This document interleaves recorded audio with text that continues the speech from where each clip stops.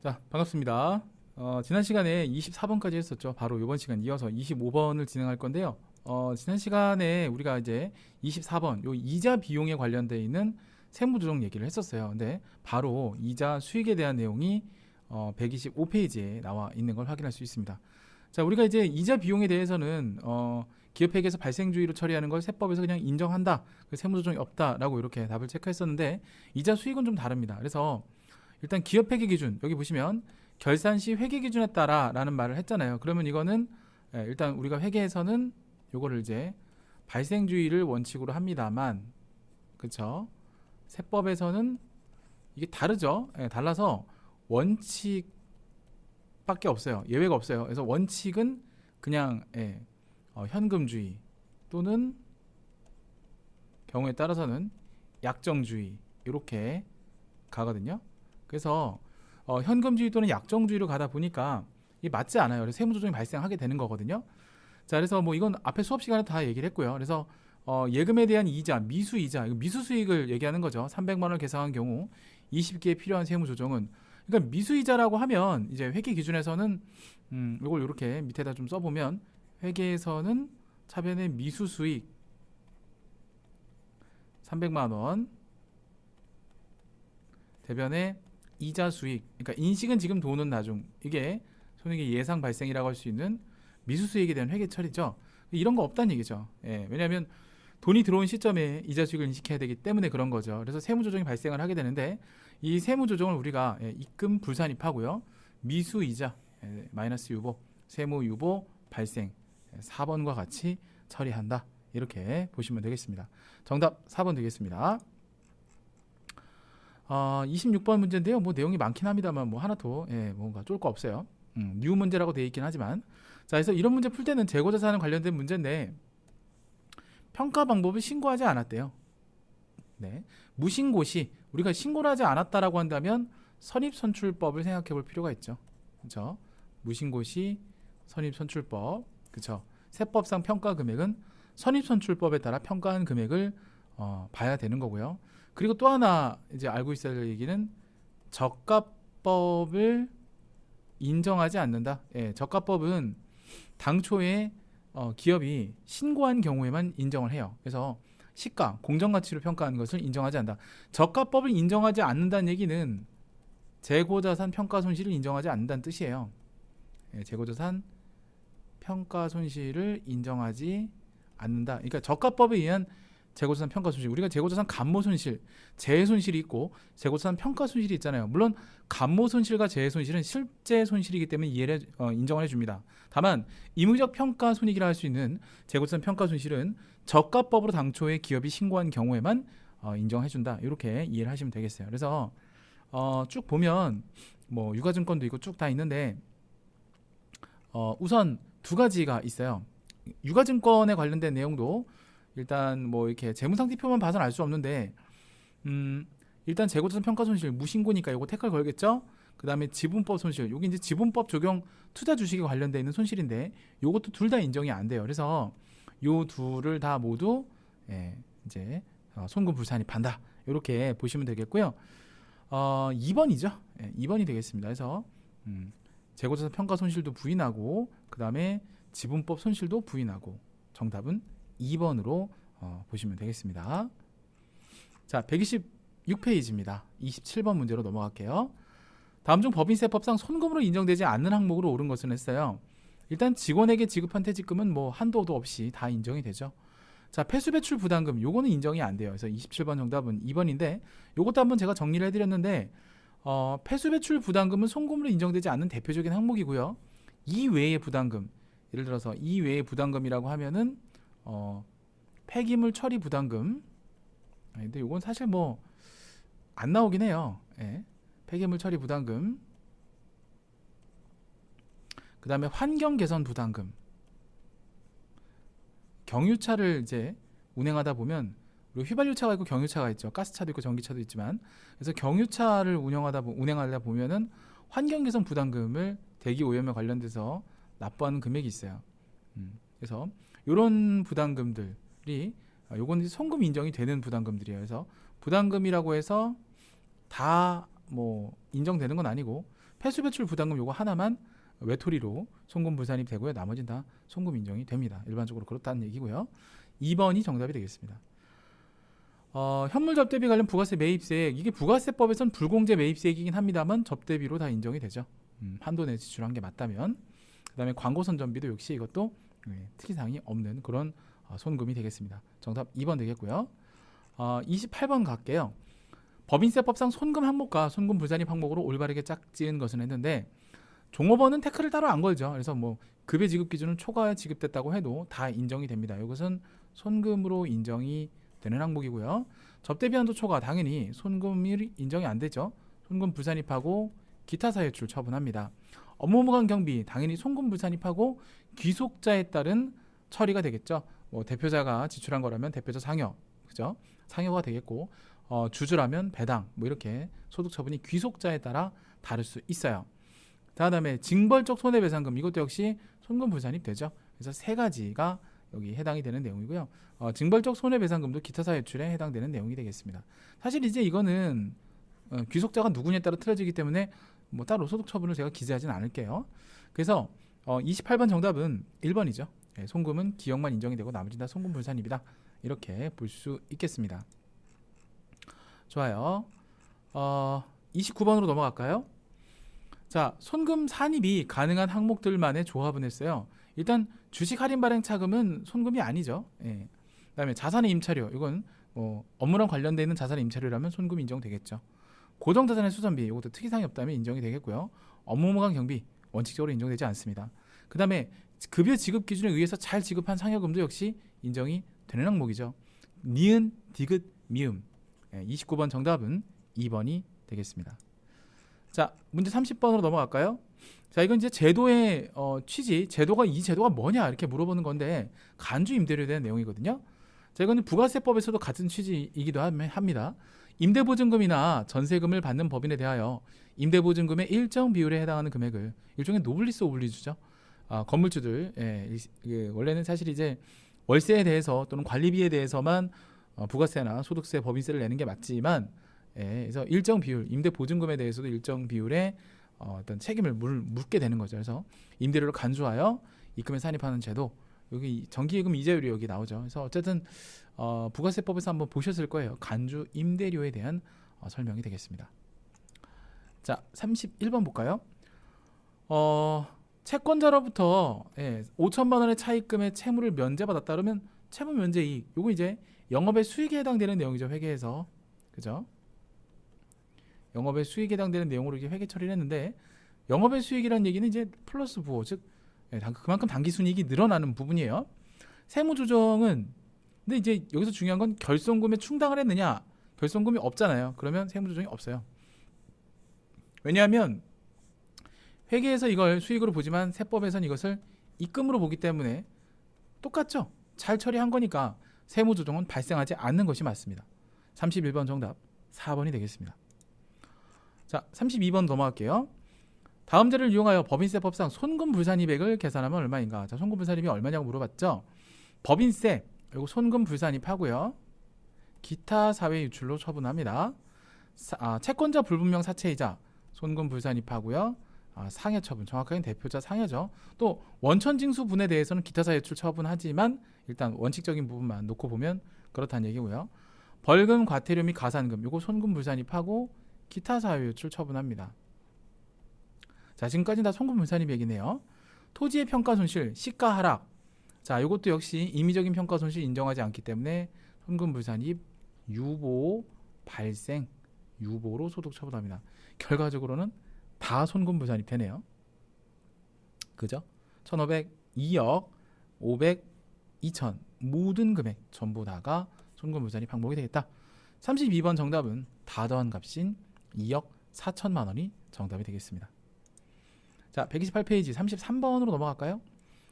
자, 다음은 법인이 임원 또는 사용인, 사용인은 이제 종업원을 얘기하는 거죠.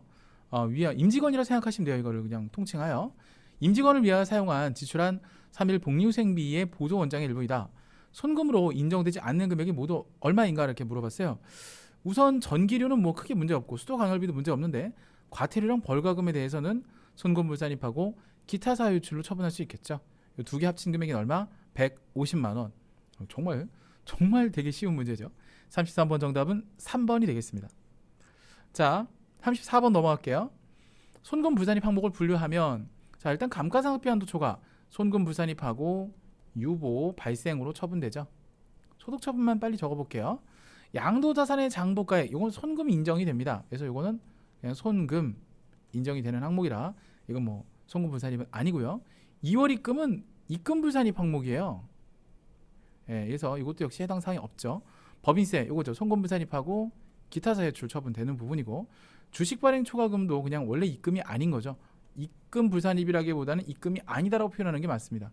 입금 불산입인 건요, 이미 입금으로 되어 있는 부분을 빼내는 걸 얘기하는 거고요. 그러니까 결산서에, 즉 법인이 기업회계에서 만약에 수익으로 처리한 게 있는데 세법에서 그게 수익이 아니다 라고 했을 때 빼는 것을 입금 불산입이라고 하죠. 미수이자가 대표적인 케이스죠. 근데 애초에 주식 발행 초과금 자체는 입금 처리를 안 해요. 그럼 입금이 아니라는 거죠. 예, 수익 처리가 안 돼 있기 때문에 입금으로 안 보는 거지 입금 불산입하는 건 아니에요. 입금이 아닌 것과 입금 불산입의 차이는요, 입금 불산입은 들어가 있는 입금을 빼서 부인하는 절차를 얘기하는 거고, 입금이 애초에 아니라는 얘기는 처음부터 기업회계에서 수익 처리를 하지 않았으니까 세법도 그것을 그냥 인정해 준다. 그래서 같은 관점, 입금으로 보지 않겠다는 뜻입니다. 이거 말 조심해야 돼요. 자, 지방세 과온합금 환급금 이자, 이것도 역시 입금 불산입 항목에 해당되는 내용이겠죠. 기업과 리을, 34번 정답은 4번이 정답이 되겠습니다. 자, 좀 문제가 훅훅 들어가네요. 35번 자 보겠습니다. 이번에는 입금 금액을 계산하면 얼마인가라고 했어요. 자, 임대료 수익 입금 맞죠? 법인세 환급액은 입금 불산입이니까 입금 불산입하고 기타로 처분하면 돼요. 간주 임대료 입금 맞죠? 손금에 산입된 금액 중 환입, 손금에 산입한 금액이라면 마이너스 처리했다가 환입된 금액이라면 다시 플러스가 되어야 되기 때문에 입금 맞습니다. 상여금 한도 초과액이 없다라고 하면 이건 뭐 상관이 없는 그냥 손금으로 인정되는 부분이겠죠. 자, 그래서 더해보면 1,000만 원, 500만 원, 300만 원, 1,800만 원이 정답이 되겠습니다. 35번 정답은 2번이 정답이 되겠네요. 자, 다음으로 넘어가겠습니다. 36번. 재고자산 및 유가증권의 평가에 대한 설명이다. 가장 옳은 것은 했어요. 유가증권은 총평균법 또는 이동평균법 중 법인이 신고한 방법에 의해서 평가한다라고 되어 있는데, 정확하게 표현하면요, 이게 유가증권은 일단 지분증권이냐 또는 채무증권이냐에 따라 좀 틀려져요. 그래서 지분증권의 경우에는 이동평균법, 그 다음에 총평균법 중 선택을 하는 거고요. 똑같습니다. 이동평균법, 총평균법, 그리고 개별법도 여기 포함이 돼요. 그래서 이 셋 중 하나, 그러니까 채무증권이 하나 더 많은 거예요. 그래서 이 중에 법인이 신고한 방법에 의해서 평가하는 거니까 1번은 정확하게 따지고 들어가면 틀린 문장이에요.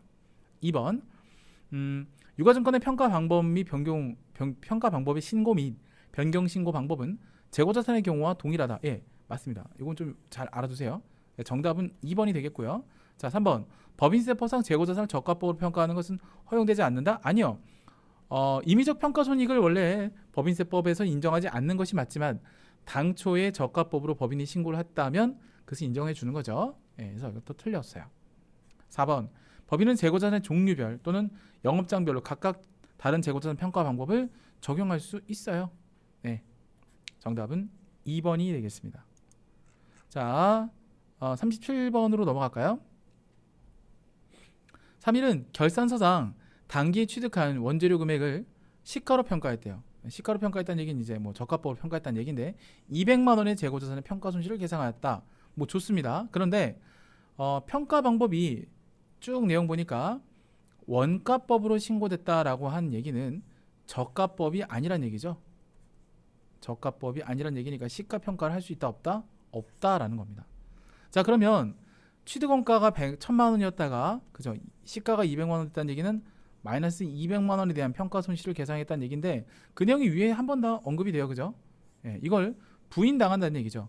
부인당한다는 얘기는 일단 세무 조정을 해보면 손금 불산입하고 그죠? 재고자산 평가 손실 200만 원에 대해서 자, 어떻게 표현해요? 유보 발생으로 표현을 해서 정리가 되겠죠? 자, 그러면 가장 옳은 것을 물어보는 문제입니다. 자, 일단 37번 정답은 3번이 정답인데 자, 1번 볼게요. 왜 틀렸는지. 재고자산 평가 방법은 법인세법상 원가법만이 인정된다. 아니요. 원가법도 인정되지만 법인이 저가법으로 신고한다면 그도 인정을 해주지만 신고를 안 하면 인정 안 해줘요.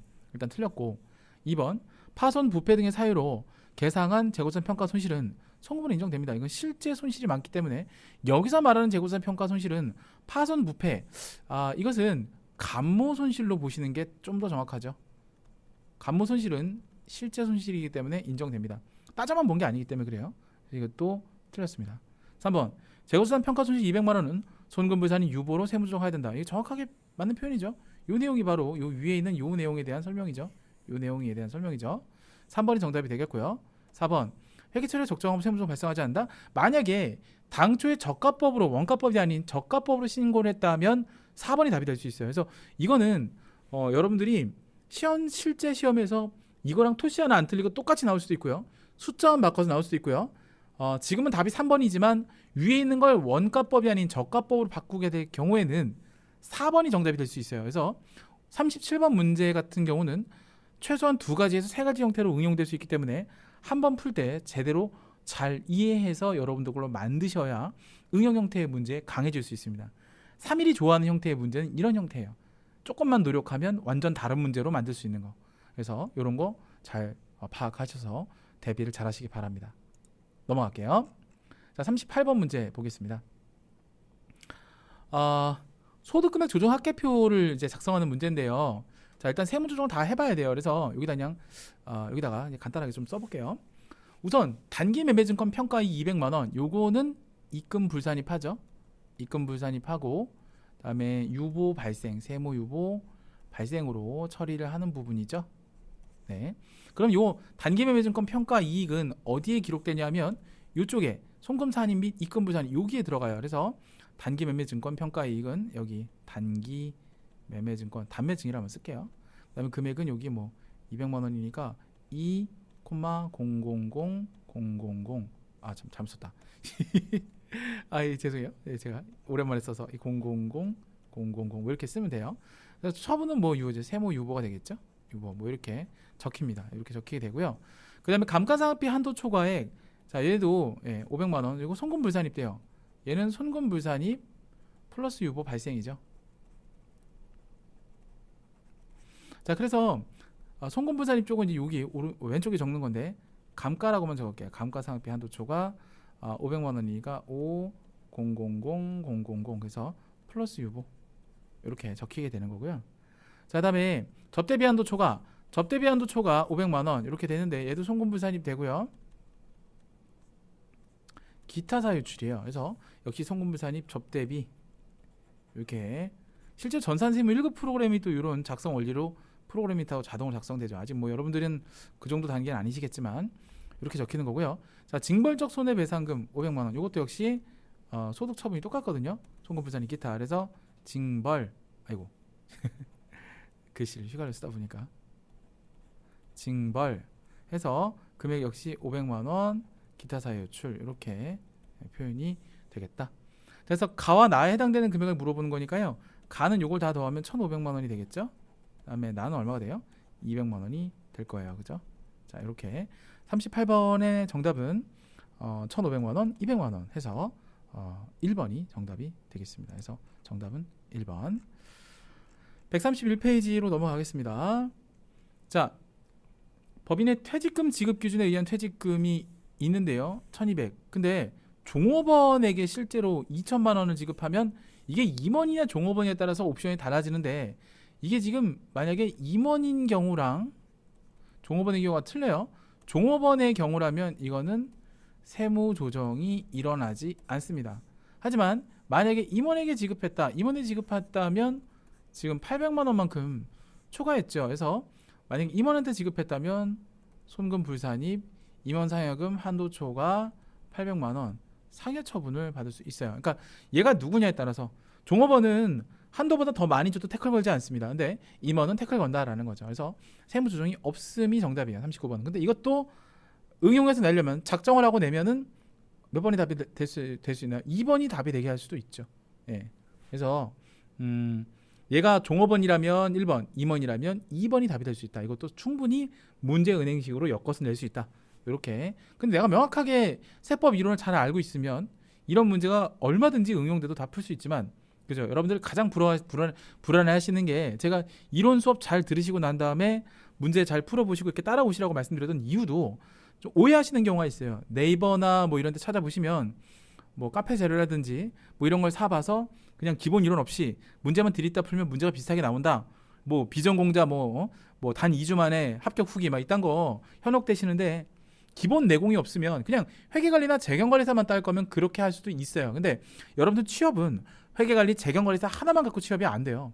이미 회계 쪽은 비전공자가 회계 자격증만 10개, 20개를 따서 취업하는 그런 트렌드예요. 전공자라면 당연히 전공자 버프를 받으시려면 회계 자격증을 더 많이 따셔야 되고, 그렇죠. 적어도 회계사, 세무사 1차 정도는 만들어 놓으셔야 중견기업, 대기업 이력서나 넣을 수 있어요. 전공자들은. 비전공자는 자기가 갖고 있는 전공에 관련되어 있는 자격증이나 전공 어떤 그런 졸업장을 가지고 관련된 분야에 진출하는 거죠. 예를 들자면 내가 사회복지사 자격증이 1급이나 2급이 있어. 전국에 사회복지사 1급, 2급 있는 사람이 얼마나 많겠어요. 거기에 회계 자격증을 믹스시켜. 그러면 취업할 수 있어요. 내가 세무회계학과야, 내가 경영학과야, 뭐 산업경영공학과, IT경영학과야, 막 이러면 어떻게 돼? 난 전공자잖아. 내가 가고자 하는 분야에, 그쵸, 뭔가 믹스를 시켜서 승부수를 보려면 일단 전공 자격증을 채우고 가셔야죠. 여러분들 좋든 싫든, 여러분들이 뭐 우리 뭐 선문대 같은 기준을 말씀드리면, 선문대학교 경영학과는 회계를 피해서라도 졸업이 가능하죠. 마케팅이나 뭐 빅데이터 이런 걸로다가 이제 졸업이 가능한데, 여러분 그거 아세요? 누가 보든 경영학과 졸업장 들고 있으면 회계 할 줄 아는 걸로 봐요. 왜? 전필이 전공 필수 과목으로 회계 세무가 있으니까. 근데 여러분들이 그거를 포기했다. 예. 그래서 졸업을 해서 취업을 한다. 뭐 그건 여러분들이 이제 선택이 나름이겠지만, 인사 담당자가 보기에는, 일단 내가 인사 담당자라도, 저 여기 가르치는 제가 인사 담당자라고 봐도 기본적으로 전공자는 어느 정도 전공자로서 갖춰야 될 소양이 있겠구나 기대를 갖고 본단 말이에요. 그래서 똑같이 자격증을 따도 전공자가 자격증 따는 거랑 비전공자 자격증 따는 거랑 밖에선 성실도로 좀 다르게 봐요. 너는 전공자니까 당연히 해야 될 일이야. 하지만 비전공자가 자격증을 따요? 그러면 비전공자인데 이런 것도 했어? 이렇게 된단 말이에요. 그래서 그런 심리를 잘 이용하시면 좋은 데 취업할 수 있습니다. 여러분 선배들이 취업을 지금 하고 있는데 그렇게 얘기들 하더라고요. 면접을 보면, 취업한 선배들 보면 연락들을 많이 하거든요, 저한테. 근데 그런 얘기들을 많이 하더라고요. 뭐 저한테 팩트를 확인하시려면 뭐 저한테 물어보실 필요도 없어요. 주변에 이 과정을 듣고 취업한 선배들한테 물어보세요.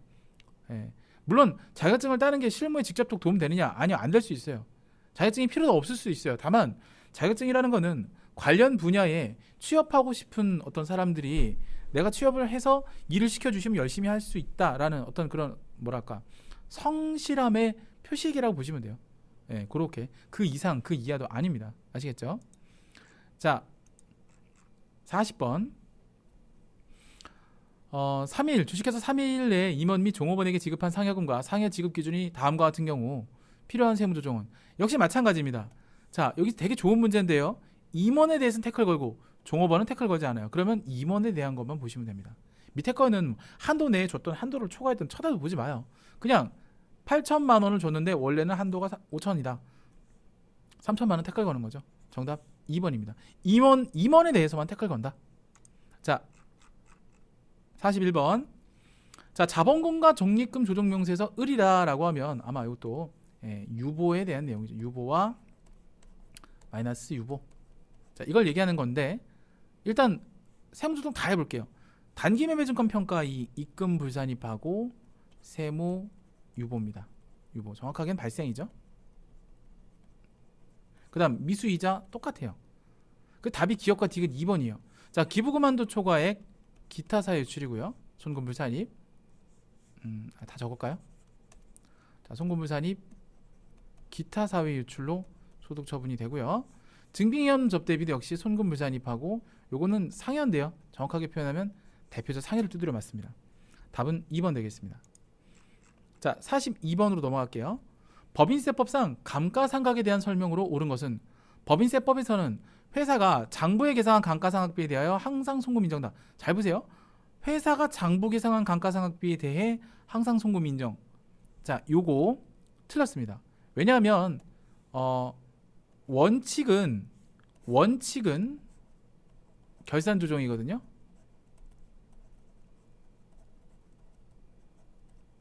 근데 예외적으로 신고 조정이 되는 경우가 있어요. 이게 한국채택 국제회계 기준을 적용하는 기업의 경우에 그렇죠.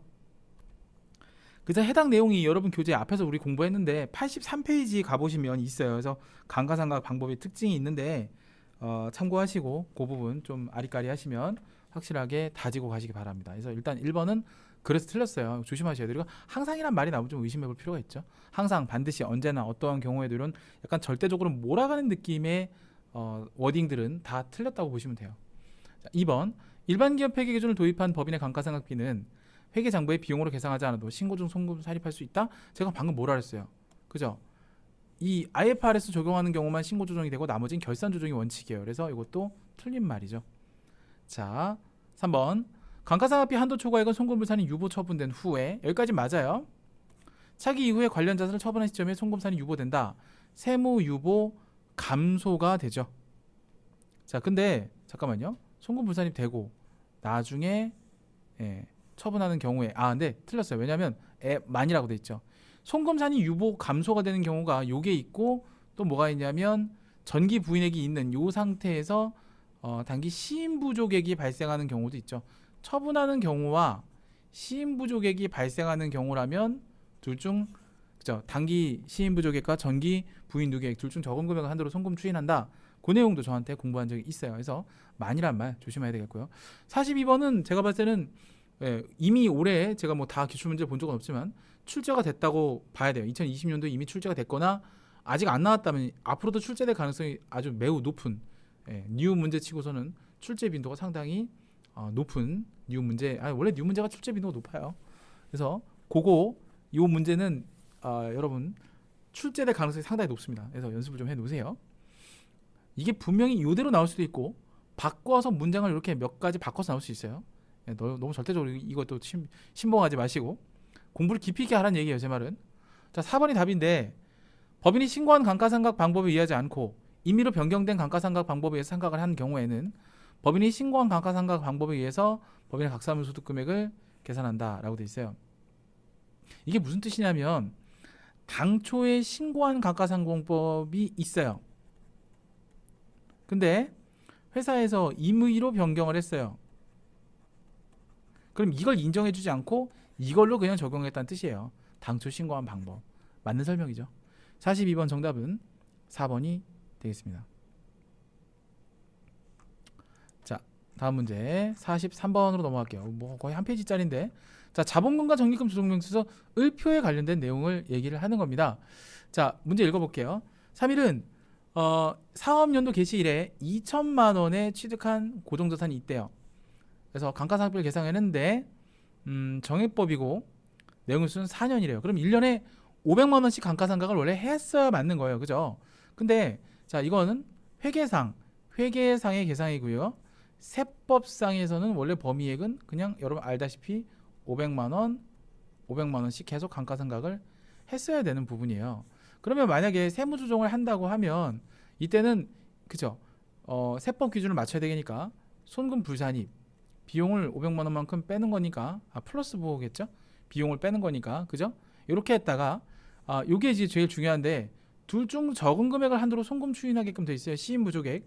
지금 여기 마이너스 100만 원만큼이 발생을 했죠. 그럼 정기부인액과 시인부족액 둘 중 적은 금액 한도로 송금 추인이기 때문에 다음 연도에는 마이너스 100만 원만큼이 이렇게 되는 거죠.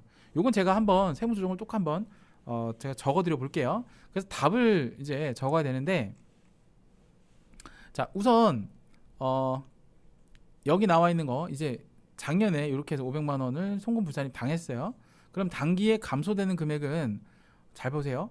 100만 원만큼이 감소가 됩니다. 100만 원만큼이 기억에 감소가 되고 증가는 없죠. 그래서 증가는 0. 그럼 400만 원이 잔액이 남게 되는 이런 내용으로 자본금과 적립금 조정명세서 을표가 적혀야 돼요. 그래서 지금 요 문제의 정답은 3번이 되겠습니다. 3번. 100만 원 없음 400. 자, 요거 제가 한번 적어 드려 볼게요. 여기 밑에다 빈 칸에다가 이게 어떤 원리로 되어 있냐 하면 잘 들어보세요. 메모장을 소환할까요? 메모장 소환해서 보여드릴게요. 그러니까 이게 이렇게 보시면 돼요. 당초에 이제 당초에 회계에서 처리를 할 때 첫 해연도 1차 연도에 처리를 할 때 1,000만 원을 감가상각비를 계산했단 말이에요. 그 다음에 2차 연도에 400만 원의 감가상각비를 계산을 했어요. 그죠? 근데 세법에서는 일단 여러분 알고 계시다 500만 원 이렇게 들어가거든요. 그럼 세무 조정을 할 때 자 보시면 자 요게 틀렸잖아요. 그죠? 그러니까 손금 불산입 감가상각비 한도 초과 500만 원 플러스 유보 발생 이런 식으로 해서 요게 자본금과 적립금 조정료에서 을표에 이게 증가 금액으로다가 뜨고요. 그 다음에 결과적으로 요게 기말 금액으로 남아요. 자본금과 적립금 조정료에서 을표에.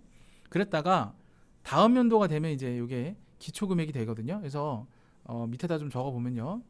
밑에다 자본금 적립금 조정료에서 을표를 적어 볼게요. 이게 1차 연도에는 기초가액은 없죠. 그래서 증가란 여기서 증가 단기 중 증가 그다음에 감소 증가가 이렇게 있을 거죠. 그다음에 기초 잔액 이렇게 적혀 있죠. 그러면 기초는 없고 첫해 연도는 감소하는 것도 없고 증가가 500만 원 발생을 하고 그래서 기말 잔액이 500만 원 뭐 이런 식으로 간단하게 자본금 적립금 조정돼서 을표를 작성해 보면 이렇게 돼요. 그랬다가 이것 중에 둘 중 적은 금액을 한도로 그러니까 여기서 마이너스 100만 원이 발생했죠. 시인 부족액이라고 하죠. 이 금액과 전기 부인 누계 이 둘 중 적은 금액을 한도로 손금으로 인정을 해주거든요. 그럼 이때는 손금 산입을 해줘요. 그다음에 전기 감가상각 부인 누계액 100만 원 세무 유보 감소가 돼요. 이렇게 나가거든요. 그럼 요게 자 보시면 2차 연도에는 전에 요게 기발이 단기 초가 되겠죠. 500만 원 넘어왔다. 문제는 이제 여기를 얘기하는 거예요. 요 부분이 여러분들 저랑 이제 여러분들 하시는 부분이에요. 요 부분이. 그래서 이렇게 됐다가 감소가 마이너스 이제 100만 원 생겨요. 근데 마이너스라고 안 하고 그냥 플러스라 그래요. 왜냐면 요 감소라는 거 안에 함수값이 마이너스가 들어가 있다 보시면 돼요. 여기 플러스가 들어가 있다고 생각하시면 되기 때문에 여기에 일단 넣으면 얘가 마이너스 효과가 나와요. 그래서 일단 감소는 별도로 표시를 안 해도 된다라는 거. 이렇게 마이너스 표시 안 해도 되고요. 증가는 당연히 없죠. 그러면 500에서 100을 빼니까 400만 원만큼이 기말로 남는 그런 내용이 되겠어요. 그래서 요 내용이 요렇게 들어가는 요 내용이 문제의 정답이 되겠습니다. 그래서 3번이죠. 3번이 이렇게 나오죠. 이렇게 이루어진다 보시면 되겠습니다. 자, 좋아요. 44번으로 넘어가겠습니다.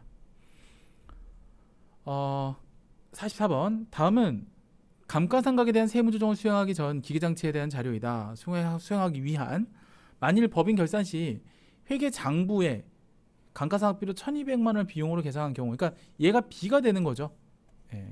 계산한 경우 세무조정을 하여라 라고 돼 있는데 500만 원을 5년 동안 정액으로 나누면 1년에 1000만 원이죠. 이게 세법상 금액이에요. 끝났네 뭐. 청구 부산입 감가상각비 한도 초과 200만 원 유보 발생. 44번 정답은 4번입니다. 뭐 이것도 되게 만만해 보이는 문제죠. 자, 45번 넘어갈게요. 접대비예요. 이제 접대비에 대한 설명으로 가장 옳은 것을 했어요. 문화접대비 정부에서 많이 권장합니다. 그래서 한도도 더 추가로 더 주고 여러 가지로 혜택을 주고 있어요. 그래서 일정 한도 이내에서 접대비 한도 금액이 증가한다. 예, 맞습니다. 45번 정답은 1번이 정답이고요. 나머지는 왜 틀렸는지 볼게요. 접대비 중 지출 증빙이 없는 접대비는 송금부 산입하고 유보 처분이 아니고요. 정확하게 표현하면 대표자가 가져간 걸로 봐요. 대표자 상해로 두드려 맞고요. 자, 3번 법인의 접대비 한도 초과액은 상해 처분 아니요. 접대비 한도 초과는 기타 사유출 소득 처분이에요. 틀렸고 4번 법인이 한 건당 1만 원이 넘는 접대비 대에 세금에서 받았다면 돈 금액은 송금 인정이 됩니다. 송금 불산입이 아니라 적격 증빙을 수취했기 때문에 송금 인정이죠. 만약에 세금계산을 받지 않았다면이라고 만약에 문장을 바꾼다면 이 문장은 맞게 돼요. 근데 어쨌든 받았는데 태클 걸 게 없죠. 잘 받았는데 뭐 어떡하라고. 45번 정답은 1번. 자, 46번을 볼까요? 딱 이제 나오는데 제가 밑에다가 좀 풀어드릴게요.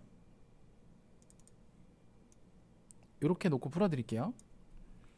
자, 우선 이런 말이 나와요. 접대비 한도액이 1,500만 원이다. 올바른 세무조정. 자, 우선 하나씩 볼게요. 거래처 접대비 한 건인데 증빙을 안 받았대요. 그러면 이거 두드려 맞아야 되겠죠. 일단 손금 불산입, 그쵸? 증빙 불비 접대비 40만 원. 증빙 아예 못 받았으니까 무증빙이니까 요거 상여 처분 일단 맞고요. 자, 그럼 요거 일단 접대비가 아닌 거죠. 빠지고 미수정분. 그 다음에 영수증 수정분인데, 자, 5,000원인데 잘 썼어요. 왜냐면 10,000원 이하 접대비는 10,000원까지는 뭐 저기 없으니까 10,000원 이하 접대비는 태클 걸지 않아요. 적격증빙 수치 대상이 아니죠. 1만 원 초과 카드 미사용 이게 아니죠. 그래서 이것도 인정. 그다음 접대비 25건 잘 받았대요. 이 두 건을 더한 금액이 실제 접대비에 해당이 되겠죠. 그러면 요 두 개를 더한 금액 1,730만 5천 원에 해당되는 금액이 요 금액이 접대비 해당액이 되는 거죠. 실제 지출액 다를 인정받지 못하고 요건 이제 빠지고. 그러면 이제 한도액이 1,500인데 1,730만 5천 원을 썼으니, 자, 한 번 더 태클을 맞아야 되겠죠. 자, 송금불산입, 자, 230만 5천 원만큼이 한도 초과됐으니까 기타 사유출로 소득 처분이 되겠죠. 자, 그래서 세무조정이 두 개가 나와요. 하나는 증빙연금 접대비 40만 원 상여, 나머지 하나는 송금불산입, 기타 사유출 한도 초과 해서 46번 정답은 3번이 정답이 되겠습니다. 3번. 이렇게 세무조정이 증빙이 없는 접대비에 대해서 하나 또 때리고, 한도 초과 한 번 때리고 두 번 때려요. 자, 47번으로 넘어갈게요. 자, 47번 문제 풀어보도록 할게요. 자, 이제 접대비를 구하는 문제인데요. 한도를 구하는 문제, 세무조정, 송금분산입 되는 금액. 이제 문제에서 물어보는 거 포인트를 잘 보셔야 되는 게, 전체적으로 송금분산입 되는 금액을 얘기하는 거지 한도 초과액을 물어보는 거는 아니에요. 근데 얘는 그러니까 다 전체적인 거를 할 줄 아셔야 되거든요. 자, 그런 내용이고, 문제를 좀 잘 접근하시면요. 우선 접대비를 사용한 금액은 5천만 원 있대요. 계정 금액이 5천만 원이라는 얘기죠. 근데 신용카드 등을 사용하지 않고 영수증을 수령한 금액 1,000만 원 있대요. 그러면 세무조정을 바로 할 수 있어요. 일단 손금불산입하고, 자, 일단 1만 원 초과 카드 미사용 접대비죠.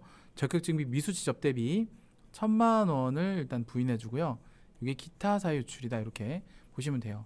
요 결과로 접대비 해당액은 5천만 원 중에서 1,000만 원을 뺀 4천만 원이 돼요.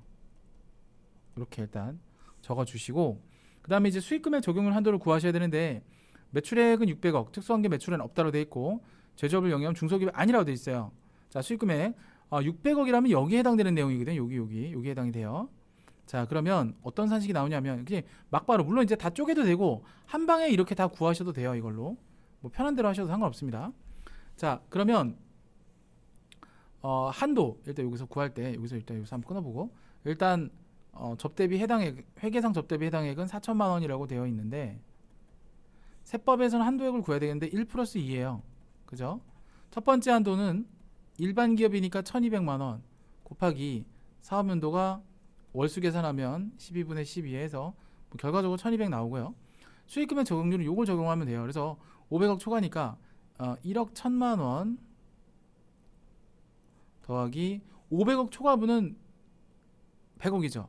100억 곱하기, 자, 100억이라고 할게요. 100억 이렇게 쓸게요. 0.03% 이렇게 나오거든요.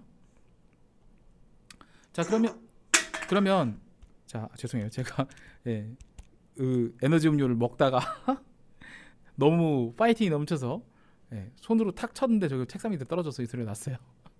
제가 엔진을 안 내고 그냥 할게요. 뭐 엔진 낼 것도 아니지, 그지? 1억, 10억, 100억 곱하기 0.03% 하면 이게 300만 원이 나와요. 300만 원이 나오는데, 그죠? 잠시만요. 다시 1억, 10억, 100억, 그죠? 100억 곱하기 0.03% 하면 300만 원 나와요. 그럼 요게 300이니까 1억 1,300만 원이 결국에는 이제 적용률 한도거든요. 그러면 얘랑 얘랑 얘를 더한 금액이에요.